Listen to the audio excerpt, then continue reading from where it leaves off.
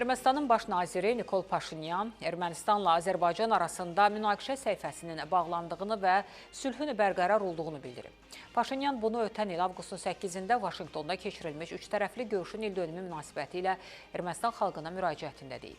Paşinyan bildirib ki, bir il əvvəl Birləşmiş Ştatlar prezidenti Donald Trampın təşəbbüsü və iştirakı ilə Ağ Evdə Ermənistan və Azərbaycan liderləri arasında keçirilən üçtərəfli görüşün nəticəsində iki ölkə arasında sülh bərqərar olub.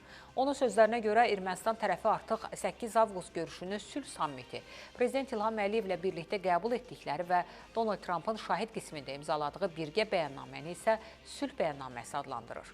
Paşinyan TRIP layihəsini Vaşinqton görüşünün ən mühüm nəticələrindən biri kimi qiymətləndirib. Yaxın vaxtlarda TRIP layihəsinin praktik icrasına başlayacaq və bu böyük regional və beynəlxalq hadisəyə çevriləcək deyə o bildirib. Baş nazir qeyd edib ki, bununla belə sülh gündəliyinin həyata keçirilməsində son nöqtəyə hələ çatılmayıb.